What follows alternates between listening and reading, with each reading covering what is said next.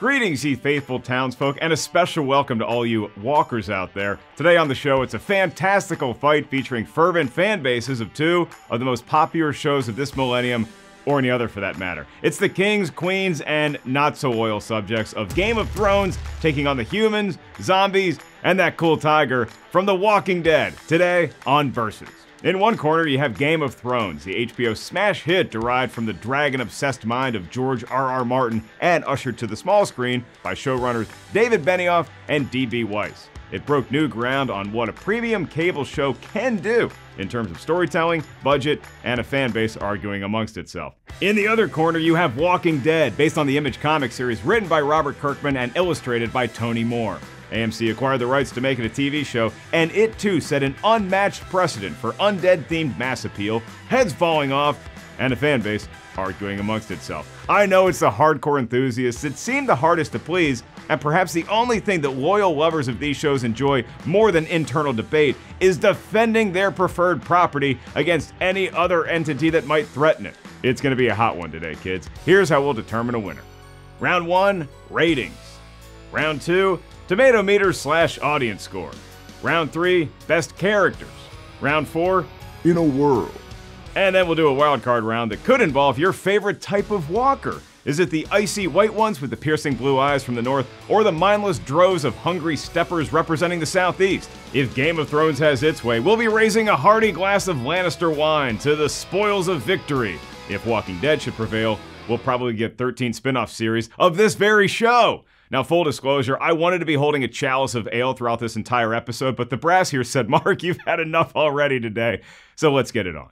I drink, and I know things. Round 1, ratings. Television ratings. Used to be such a simple concept, right? How many people turned on their TV sets to check out The Beatles on Ed Sullivan, or the series finale of MASH, or the '85 Bears trounced the Patriots in the Super Bowl? But 'twas a simpler time during the Super Bowl shuffle, and even though both of our shows today are sorely lacking in electricity or running water, they've managed to further the technology of how we measure eyeballs on their programs. With a series premiere birthday not even 6 months apart, it was Walking Dead that arrived on our plasma screens first on Halloween night 2010.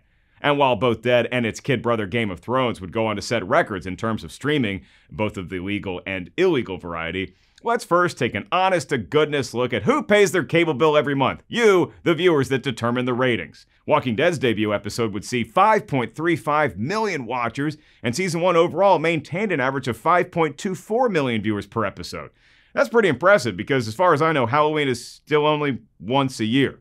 Much like a delicious can of brew, Game of Thrones also has a born-on date. It was April 17th, 2011, when home box office, that's what those letters stand for, you utes, debuted the Winter is Coming series kickoff.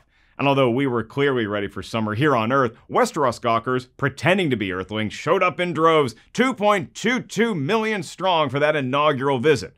They closed out Season 1 with over 3 million viewers checking out that season finale, and you gotta think some of the newcomers said, wait, isn't Sean Bean in this show?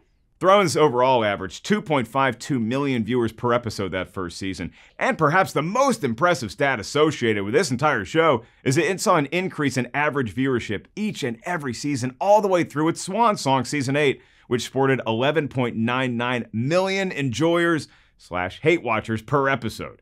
Meanwhile, back in strolling deceased country, that show also saw an even more rapid ascent through the Nielsen measurements, climbing every year up until its current all-time peak, Season 5, with over 14 million viewers per episode. The show clung to double-digit million figures until a sharp drop-off began with Season 8, and the plummet went all the way down to 3.04 million viewers per outing for Season 10. In case you were wondering which show has the record for most views of any one episode, place your bets now. It's the No Sanctuary episode of Season 5, which earned 17.3 million viewers. Which property is that from? You guessed it, Walking Thrones. I'm kidding, it's Walking Dead. Joking around may get you killed on either one of these shows, as will the crime of withholding information. So I'll also remind you, viewers of Versus, this show gets 4 billion fans per episode, by the way, of some fun facts. For Walking Dead, once you take into account DVR and rerun views, some metrics have episodes that have done well over 30 million watchers per episode. And Game of Thrones can counter with its own fun nugget. When you factor in streaming and DVR numbers, the ratings of an average Game of Thrones season only factor in to about 35% of its total audience. The shows have bounced back and forth for the coveted honor of the most pirated show in the world, which is kind of like winning a trophy for losing every pair of sunglasses you've ever owned. Mine should be arriving any day now. Each show has also won the more prestigious and legal Global TV Demand Award given out at the NATPE conference. This prize utilizes Parrot Analytics to compile which show is the most on demand when you factor in every known statistic available. And while I applaud them both for winning in consecutive years, I'm still doing my part to get the Golden Girls reruns top honors next year. When it all comes down to it, the numbers can bend in either show's favor, so for my tiebreaker, I have to look at another integer. The sheer amount of episodes that Walking Dead has, pun intended, survived for. Hell, unlike most of its characters, it will have thrived for 177 total episodes once it hangs up the sword for good after season 11. That tops Game of Thrones' total by over 100 shows. Now look, both are going to have spin-offs for probably decades, so we can revisit this round once I become a walker, but for now, it's Walking Dead that gets the win here, and it goes up 1-0. What you just did is punishable by death. Round 2, Tomato Meter. Okay, we get it, King's Landing. People watched your show. We hear you, Alexandria. Folks tuned in en masse. But what did the critics and audiences think about your adventures after they said goodbye until the next week? It's going to be a factor here because we're looking at both the Tomato Meter, where the critics have their say, and the audience score, where the people have their voices heard. And I know that all of our viewers on Team Thrones are ready to exact a measure of revenge for losing round 1. Revenge is kind of a theme on that show. And with all the critical acclaim lobbed HBO's way time and time again, those fans have a reason to be confident in round 2. But don't get cocky, because that last season can be a doozy. Until then, it's all thorn-free roses for Game of Thrones. The show kicked off with a sterling 90% on the Tomato Meter for Season 1, and from there, its trajectory was skyward. Season 7 closed out with 93%, and the show can also brag about back-to-back 96% seasons, 2 and 3, and its all-time high mark of 97% was Season 4. So why is the overall show average on the Tomato Meter only 89%? It was doing so well. It had the grades to get into Stanford, but then got a major case of senioritis with Season 8. Brace yourselves. That's at 55% in the veggie patch, marking the only rotten season of Game of Thrones. But let's be real, 89% is still tremendous. Shows don't even go to college, so what are we even worried about here? The Walking Dead is pretty popular too, and it got lots of love to go along with it. It hit the ground running out of the gate, with Season 1 notching an 87% on the Tomato Meter. It would get up to the 90s multiple times, earning a 90% for Season 5 and an all-time high of 91% for Season 9. So from here, consistency has to be the key to compete with the lofty numbers in King's Landing, but The Walking Dead is running out of ammo, which is why they prefer knives to kill walkers. 80%, that's a good score too, and for the first 5 seasons, it never dipped below that number. But then Season 6 was 76%, and then 64% for the following 2 years before rebounding with Season 9. All told, Walking Dead has a rock-solid B average of 80% for all of its seasons, and that's reinforced by the fact that it's never had a rotten year. Ever. But them audiences can be fickle, and the audience score does have some rotten love for Walking Dead. Luckily, it's only Season 8, at a still respectable 51%. In fact, the highest rating on this metric surpasses that of its cousin on the Tomato Meter here, with Season 1 gathering 92%. And as much as I tried to build up the drama, that's why they pay me the big Arby's coupons. The fact is, Walking Dead's overall audience score average is 78%. But one season that doesn't need any additional drama to hype would be that final season of Game of Thrones. As far as the audience score, the survey says, oof, it landed with an even harder thud than on the Tomato Meter. The audience score for Season 8 of Thrones is 30%. Ouch! We still got to see dragons breathe fire, right? Season 7 is fresh, but falls from the 90s, landing 82%, and that's the bad news for Game of Thrones. The good, nay, great news is that no other season dipped below the 90s, and the first 4 seasons of the show never went below 96%. Game of Thrones' consistency helps it once again top The Walking Dead on the audience score with an 85% overall average. Also point out that Season 8 wasn't completely devoid of highlights. Even if the lighting was very low for the Long Night episode, it still mustered a 74% fresh number for that 3rd installment in the season. And we got the Starbucks cup, right? But I don't need to further assuage the feelings of all you Targaryens watching out there. Game of Thrones wins on both measurement scales here, and thus takes the round. Hey, we got us a tied ball game, 1-1. This is the kind of thing that just tickles my balls. Round 3, best characters. Well, I'll be honest, folks. I was so looking forward to writing this round. Yeah, I write the show too. See? I'm mediocre at many things. Because of all the tremendous heroes and villains and anti-heroes, antagonistic good folks, and mountains featured in these two shows.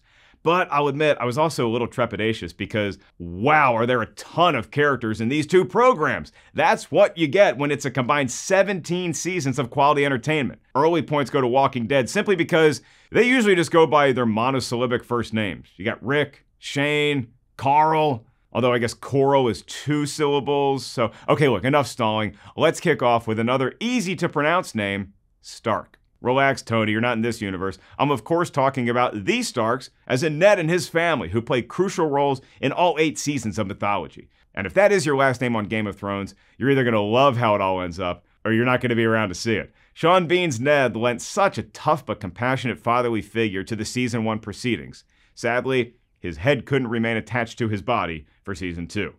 Caitlin, Talisa, and Robb would suffer an even gorier end courtesy of the Red Wedding. That's the bad news. The good news is that Sansa, Bran, and Arya all make it through the show in one piece, and adopted son Jon Snow, well, he survives after being brought back like a really sexy walker from that other show. I hope he likes snowboarding. One of the reasons the Red Wedding affected us all so much is that we did care about folks like Robb and his betrothed. Ned's death was an announcement to everyone tuning in to not get too attached to anyone on this here show. And the surviving Starks didn't just get lucky, their very divergent personality types all earned the many storylines, adventures, and ultimate success that they received. Similarly, the Grimes kin are the central family at the outset of Walking Dead. And Rick, well, he's still out there somewhere, we think, probably. Mrs. Grimes, Lori, and their son Coral wouldn't be so lucky. She dies while giving birth to Judith, the daughter of Rick, and oh, wait, that's Shane's little girl, yo. And she's still around. Hi, Judith. Michonne and Rick got hitched and made a son of their own, RJ, but it was Carl who had arguably the roughest road. He just wanted to be like his old man, wearing a hat and regulating stuff. He could pull it off, but ultimately lost an eye, and then, seasons later, got bit by a walker and thus is no longer with us. For that matter, neither is Jon Bernthal's Shane, although he does pop in for a fun flashback vision from time to time. If Rick seems a little more unhinged than Ned, it's with good reason. It's the apocalypse. Ned sees what's in front of him more clearly, although his world is changing a little too fast as well. Andrew Lincoln added a strong center to Walking Dead as Rick, and in the moments where he did totally lose it, we, the audience, felt just as off course as the characters did. Walking Dead would see standout performances through the years, like benevolent Doctor/Sage Herschel, the looming presence of Morgan, and the love affair between Maggie and Glenn. Early on in Game of Thrones, we were struck by the trifecta of Lannisters coming into their own. Cersei, Jaime, and Tyrion all had very different ways of conducting family business, and sometimes that family business carried over into the bedroom. Come on, Cersei and Jaime. I know it's a different land with different rules, but you're both attractive individuals. Get on Tinder. It was also Baratheons and Boltons aplenty, and for Walking Dead, we had villainous presences like the Governor and Negan to wrestle with. We also had Jesus, whose claim to fame is that he once jump-kicked a zombie. Dude, we figured out how to kill them. It's easy. A sharp object to the head. Quit showing off. You're not Van Damme. I would be here all day if I recounted every Tom, Dick, and Melisandre that we see on these two shows, so instead, I'll do an even smattering of my personal faves. Stepping up to the plate first, it's psychopathic tendency Carol from Walking Dead. She can flip a switch and go completely bonkers, but she also has a motherly nurturing side that can come out at the oddest moments. Her and Daryl teaming up to crush walkers, provide loner-style leadership, and flirt with dating each other made both of them more compelling characters to watch. I'd also highlight the infusion of energy injected by Michonne. I was at Comic-Con when that character's arrival was teased during the annual Walking Dead panel, and the electricity in that arena could have powered a small city, like Woodbury, for a month. Her focused intensity and brazen ingenuity when it comes to handling walkers, and maybe keeping a few as pets, has always kept the show fresh. Meanwhile, in King's Landing, the arrival of Charles Dance's Tywin Lannister and his, I don't know, what is he, the great-grandson? Joffrey, gave us viewers even more reason to tune in to see devious delights. Tywin was a cruel man who took great pleasure in making decisions that would harm others and loved a good backhanded insult. And Joffrey was just, I mean, has there been a TV character that was more fun to root against this century? And he's a kid! For every Doogie Howser and Punky Brewster on TV, there's also an evil one lurking just around the corner. Arya and the Hound provided one of my favorite ongoing storylines in Game of Thrones. They were such a great road trip buddy frenemy duo that I needed them to have their own spin-off where they drive across the country. And the evolution of Jaime and Brienne of Tarth's relationship could have only culminated one way, with a night of passion that ended in heartbreak. Speaking of heartbreak, after Daenerys had her thing with Khal Drogo, we saw her and Ser Jorah, or as I prefer to call him, Captain Friendzone, get as close as they could be until it wasn't. What an emotional roller coaster this show strapped us into each and every week. By now you're already screaming, but Mark, where's Varys and Missandei and Littlefinger from Game of Thrones? And how could you forget the late great Diana Rigg as Olenna Tyrell? Or for Walking Dead, Sasha, Eugene, Aaron? Well, fun fact, Eugene's Josh McDermott and I were in a basketball rec league together, and Aaron's Ross Marquand is my better-looking twin buddy. But I just can't list everyone who ever appeared on these shows. Did you really think I'd say the name Ed Sheeran? Damn it, I just did. Sheeran! Instead, I'll just make a ruling. Walking Dead has given us almost 200 episodes of diverse characters that feel like real folks we might come across once the apocalypse does go down, and they all came from somewhere before that event. And as marvelous a job as the program did in fleshing them out and making them people we actually care about, too often the show felt stale if something big didn't happen, and sometimes the mere character interactions weren't enough to satisfy us. And say we want about Game of Thrones as season 8, but we always had new character development to chew on. Someone double-crossing, a triple-crosser, a steamy relationship beginning or ending, a hand being cut off, wine being chugged. It had it all, and we kept coming back to see how the characters would handle the breakneck pace of their own lives. It wasn't a slowed-down post-apocalyptic world, yet we still got to know the Westeros folks like they were family. Walking Dead has many members that can go toe-to-toe with anyone else on TV today or in history. But top to bottom, Game of Thrones gave us too much to resist. Team Dragon wins the round and goes up on Team Zombie 2-1.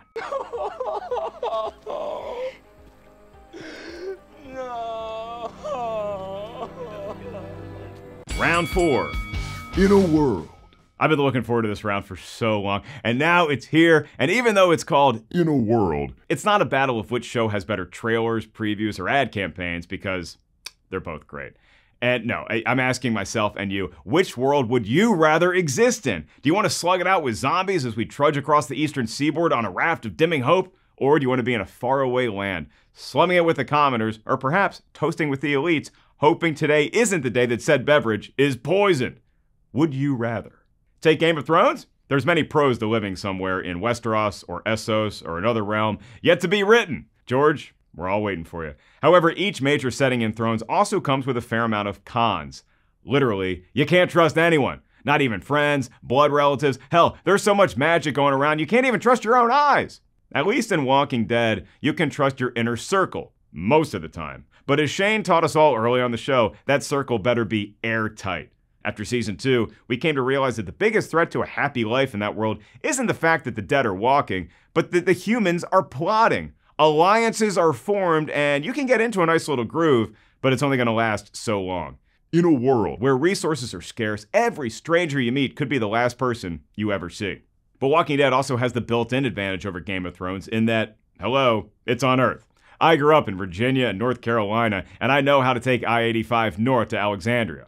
Actually, it'd be I-95 to I-295, but I'd have a good working knowledge of how to get there. The problem is, we're walking. Now, we might find a car that has some gas in it or stumble upon, I don't know, a horse, but it's a temporary band-aid. By contrast, in Game of Thrones, we could travel by dragon. However, chances are we'd never actually see a dragon in our whole life. It's no problem here. If I have a cushy pad in King's Landing, I don't need a fancy ride. I just send a raven and bam, more food and drink is on the way.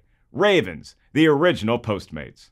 King's Landing would be a scenic spot in which to reside for sure, but there's a lot of people, and with people come double-crossing treachery and overthrow plots. It's too much stress to handle. Winterfell isn't bad. They lack many of the extravagant luxuries of King's Landing, but at least it isn't north of the wall, where my Tauntaun would freeze before it reached the 3rd marker. In Walking Dead, I would obviously nominate myself to be that one dude that resides with the Oceanside gang. Come on, I'm a great listener, and I will give rides to the airport. It actually seems like they enjoy their secluded nature more than Rick's camp, who still yearn to one day get back to normal. And let's be honest, with either of these shows, normal ain't coming back. You can choose to fight zombies and walkers or spellcasters and White Walkers the rest of your days, but normal, that's a thing of the past. But what sways me towards Game of Thrones is twofold. Wine aplenty everywhere. They never run out, and let's just say that finding companionship ain't gonna be a problem. Walking Dead has some nice folks, but if you don't find a mate early on, you're just gonna end up being another loner who's not as cool as Daryl. Thrones also takes us to exotic locations like Dorne, where we can have relaxing frolics in the water gardens, or Jon and Ygritte's Cove, where it's basically the Blue Lagoon 2.0. And before I render my final verdict, know this. In both shows, you are going to reek. I mean, reek. It's gonna be nasty. I don't know how anyone can stomach intimacy, or even a 6-foot distance in Walking Dead. Maybe all the walkers are just repeatedly begging you to get a shower. We have some places with running water, but the stench, still gonna be there. With Game of Thrones, there's more space available on the outskirts of the cities to just breathe in some fresh air. It ain't zestfully clean, but it's much better than sniffing twice dead walkers all day.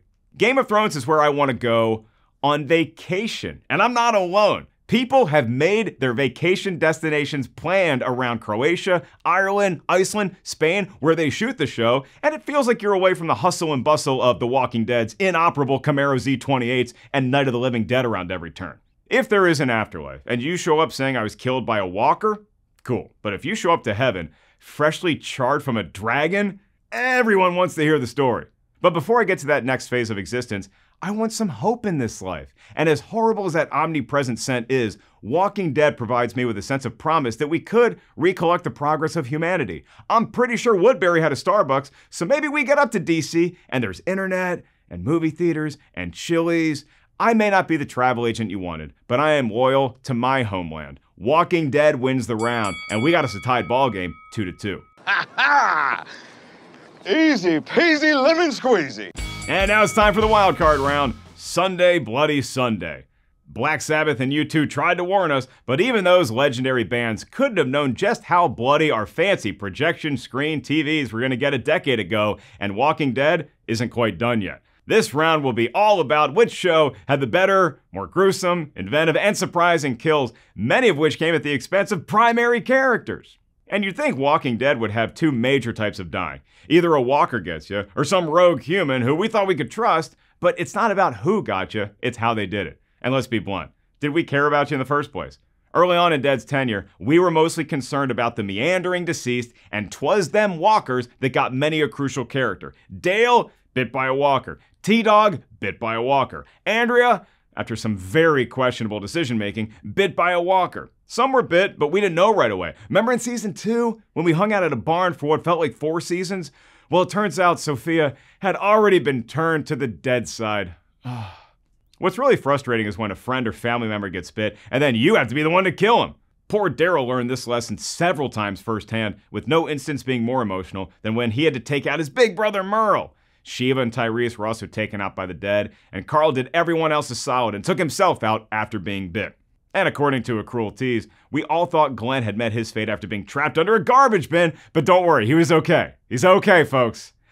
For a while. More on that in a little bit.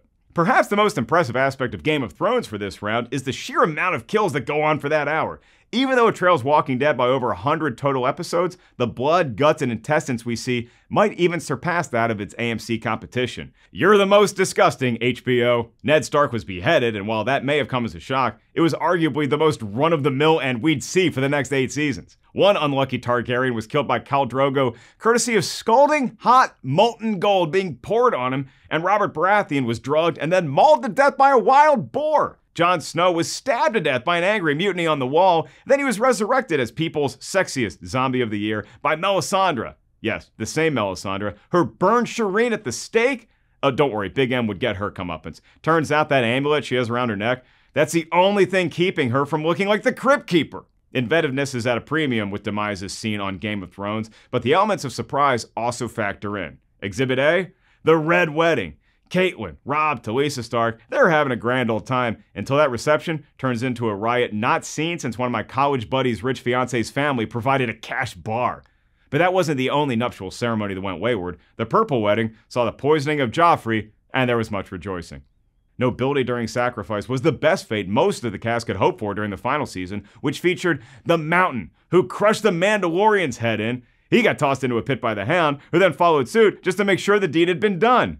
Jaime and Cersei got to die together, near where they shared so many incredibly gross experiences together as siblings. Seems that on either of these shows, you do have to be lonely, simply by virtue of all the carnage and chaos surrounding you. Rick lost his wife while she was giving birth to his child. Sasha took her own life, and Negan racked up the most talked about end of this entire show. It was Glenn. Back in the 80s, we wondered who shot JR on Dallas. With Walking Dead, we spent an entire off-season wondering who was going to get it, and it turned out to be Glenn, half of our post-apocalyptic America's sweetheart couple. Glenn's head was on the wrong side of Negan's bat, leaving Maggie without her beloved. The Night King racked up impressive kill stats as well, taking out the likes of Theon and Viserion before said king met his maker at the hands of Arya Stark. She also exacted revenge against Walder Frey in one of my favorite "you deserve this" scenes of the last decade. The most emotional loss for me might have been a guy doing what he loved, Ser Jorah, protecting Daenerys one last time. The dude left it all out there in the field. For Walking Dead, it would likely be Glenn, and that's not just because I lost multiple bets when that reveal went down. All in all, Sundays were just violent when these programs hit the airwaves, and while both featured every type of kill imaginable that would run the gamut of our emotions and our tummy's tolerance for graphic visuals, Game of Thrones just had too much fun, even glee, continually surprising us with new, twisted, shocking methods to off characters that we thought were untouchable. Shout out to all that we lost on The Walking Dead, but this round goes to the king, and thus Game of Thrones wins the match. When you play the Game of Thrones, you win or you die. And that's the way this episode will now conclude. It was fun reminiscing about all the heroes, villains, and everyone who walked the line in between on these two television titans. Both have paved the way for plenty more to come within these two universes. It's spin-offs and possibly feature films that we now turn our attention to. But we'll always have the bingeability of the original runs, and for that, we raise a glass of wine, or whatever moonshine you can find in the dystopian southeast. Now it's your turn, dear viewer. I know you're probably already commenting however you can. Send me a raven on social media at MarkEllisLive with your favorite show and defend your answer with honor. If it's convincing enough, I just might let you walk right behind me with the bell as I get shamed by the entire information superhighway. Thanks for tuning into this episode of Versus. Until next time, I'm Mark Ellis, and I'll hold the door.